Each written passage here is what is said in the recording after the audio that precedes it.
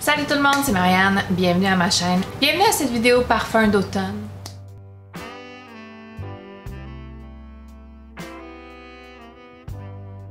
C'est ma deuxième vidéo parfum d'automne. Celle-ci, c'est la version niche ou parfum luxe, si on veut. J'ai fait ma première vidéo il y a une semaine et demie sur les parfums designer d'automne. Donc j'étais super excitée dans cette vidéo-là. Je suis encore super excitée parce que c'est un sujet que j'adore. J'adore l'automne, j'adore les feuilles, j'adore l'odeur de l'humidité, l'odeur des feuilles mouillées, l'odeur de la citrouille, l'odeur du sucre, le caramel, toutes les choses qu'on fait, les confiseries qu'on fait en automne. J'adore tout ça.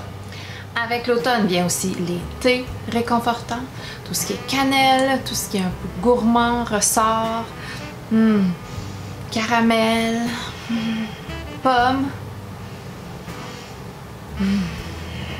délicieux. Donc je me lance avec le premier. Le premier est de la maison Tiziana Terenzi, un de mes préférés de la maison, et c'est Lince ou Lince. Voici la superbe bouteille blanche avec le petit morceau de cuir où le nom du parfum est écrit en or et le bouchon qui pèse plus que le parfum lui-même. Ça ici, c'est un bouchon comme tous les parfums de la collection Luna. Le bouchon représente les phases de la lune et est super pesant. En soi, ça pèse plus que le parfum. Mais à part ça, Lince a une note de tête d'absinthe. Donc ça fait un petit peu intéressant quand c'est pulvérisé au départ, mais va sécher avec une superbe vanille poudrée très légère comme un nuage, très cotonneuse, très aérienne. C'est superbe, c'est poudré, c'est délicat, c'est légèrement sucré. Il y a de l'héliotrope, il y a de la vanille, il y a du musc. C'est superbe. C'est superbe et une belle création. Il y en a qui trouvent que ça sent comme Hypnotic Poison eau de toilette de Dior. Moi, je trouve pas. Moi, j'aime pas Hypnotic Poison, mais enfin. Donc, c'est Lince.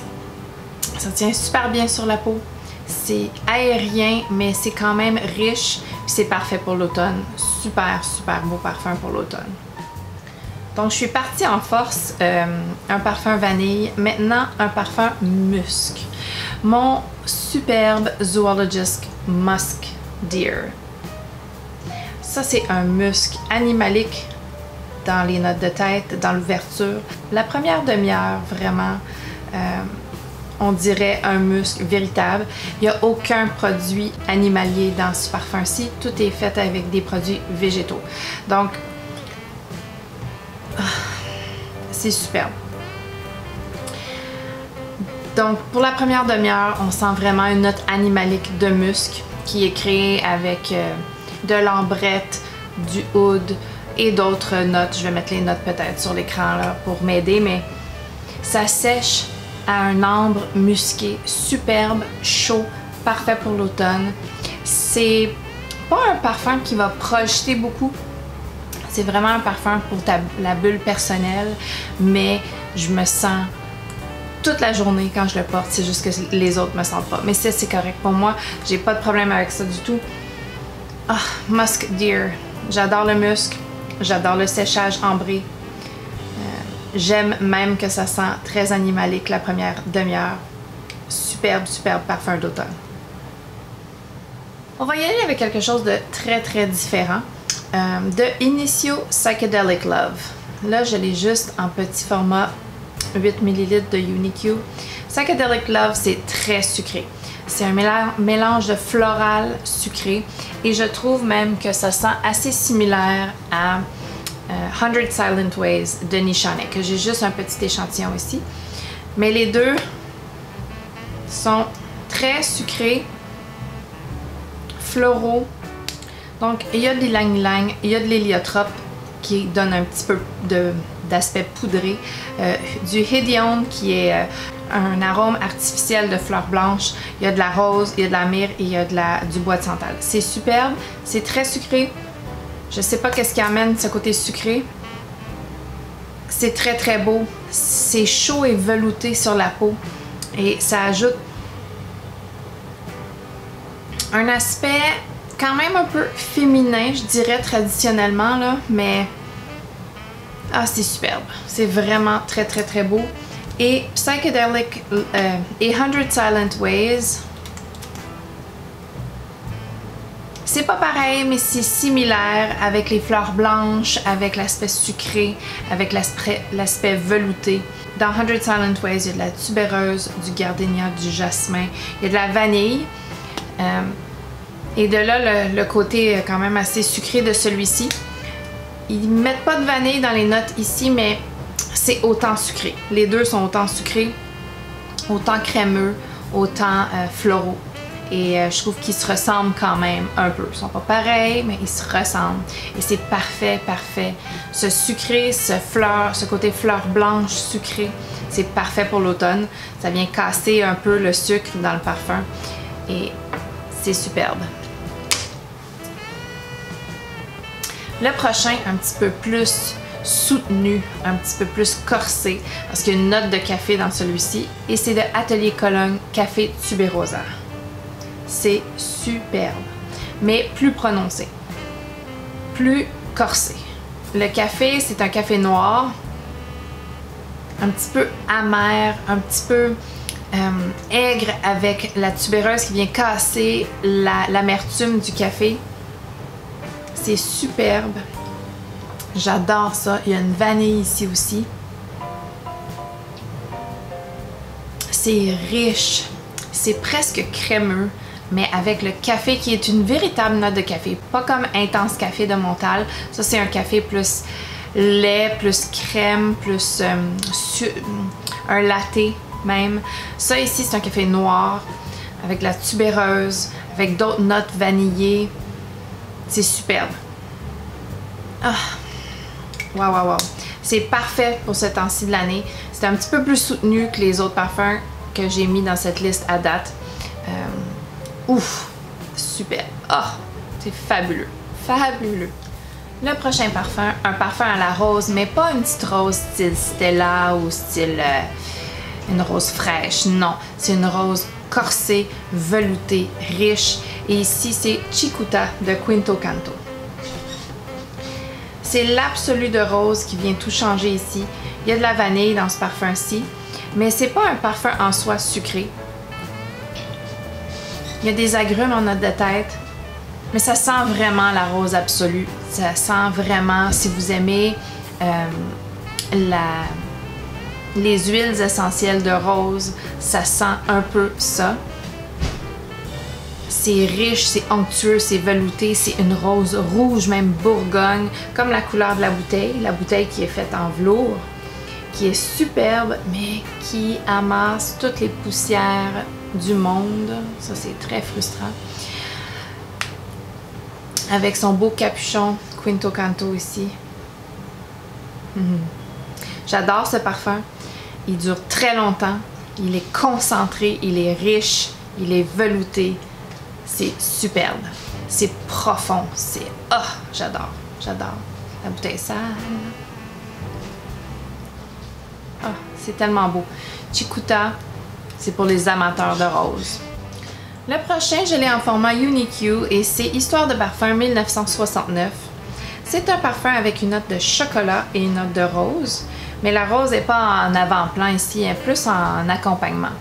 Et puis, c'est vanillé, riche, rosé légèrement, mais chocolaté, mais c'est un chocolat au lait ici. Ah, c'est superbe. C'est très, très beau.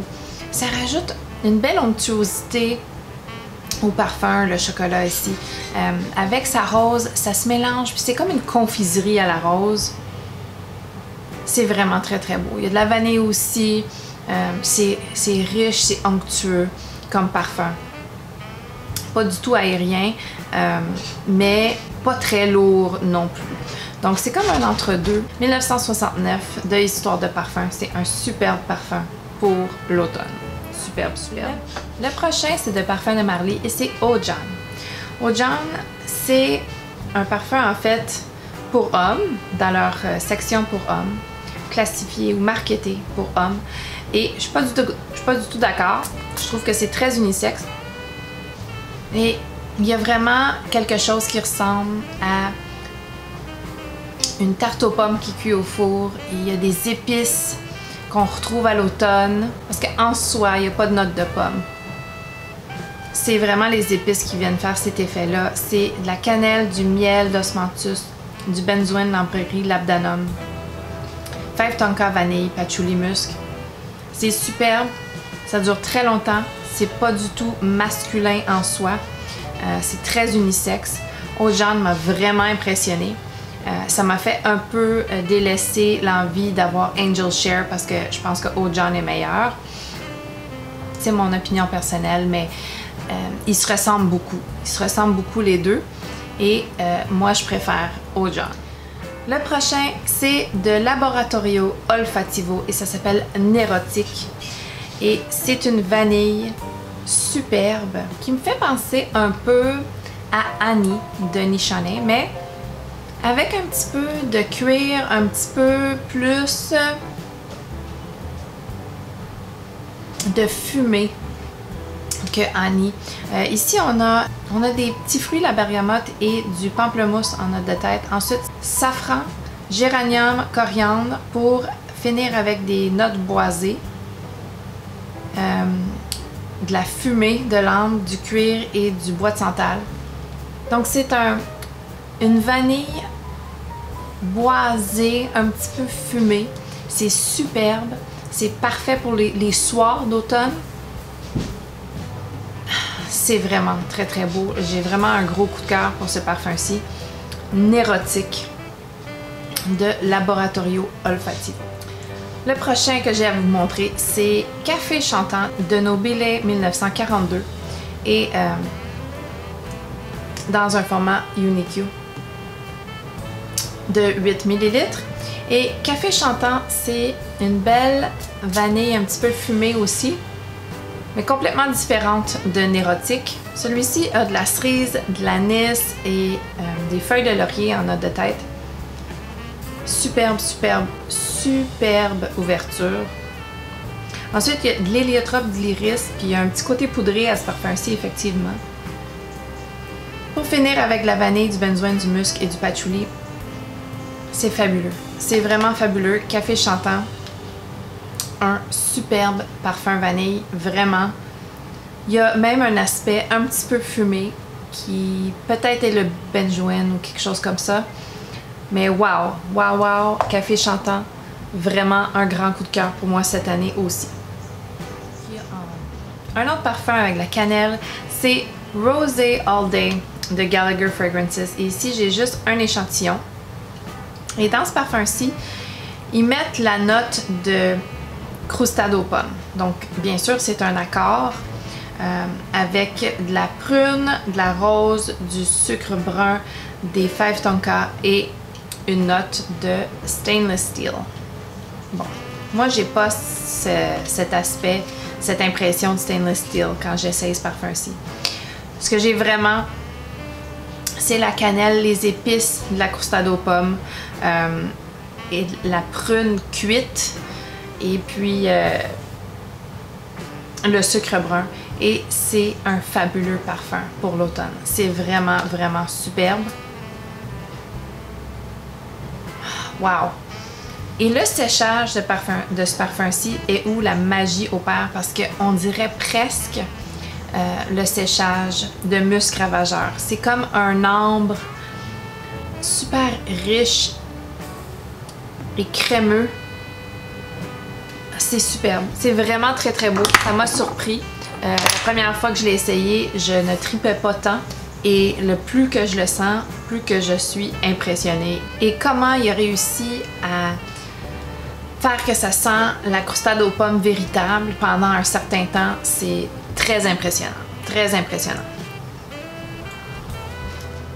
Et le dernier parfum, c'est plus un parfum bonus parce que ça fait pas longtemps que je l'ai. Je viens juste de le recevoir ou presque. Et c'est Elisab Essence numéro 1 Rose. C'est mon parfum licorne. Je vais avoir fait une vidéo spécialement sur ça. Donc, ce parfum-ci est un parfum à la rose très riche, très foncé et dark et lourd, qui a des petites nuances similaires à mon Cicuta, dans le sens que il y a de la rose absolue à l'intérieur, je suis sûre et certaine, et ça aussi. Et cet aspect-là est un peu similaire, mais c'est là que la similitude se termine. Ce parfum-ci est d'une décadence supérieure. C'est vraiment quelque chose. Parce que dans le séchage, non seulement ça sent la rose riche, veloutée et puissante, mais ça sent aussi le chocolat. Fouille-moi où j'ai ça, mais j'ai un aspect chocolaté dans le séchage. Wow! Wow, wow, wow! C'est parfait pour l'automne, c'est riche, c'est décadent, c'est superbe, vraiment. Wow! Elisab, essence numéro 1 rose, c'est très difficile à trouver, mais il apparaît de temps en temps sur les sites style fragrancebuy.ca ou FragranceNet. Elisab en soi n'est pas un parfum niche, mais ça fait partie de la collection privée, donc je pensais le mettre dans cette vidéo aussi, puisque je l'ai manqué pour ma vidéo designer. On peut pas tout avoir. Mais si la définition de niche est un parfum qui est difficile d'accès, difficile à trouver, difficile à se procurer, ça devient niche quand c'est difficile comme ça.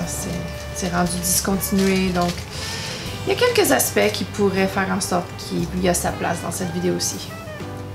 Donc c'est tout pour ma vidéo des parfums niche pour l'automne. Ceux que je suis excitée de porter cette année, ceux que je vous recommande. J'espère que vous avez aimé la vidéo. Si vous l'avez aimé, donnez-y un thumbs up. Abonnez-vous si ce n'est pas déjà fait. Mettez dans les commentaires vos parfums niche pour l'automne préférés. Et on se revoit bientôt. Bye!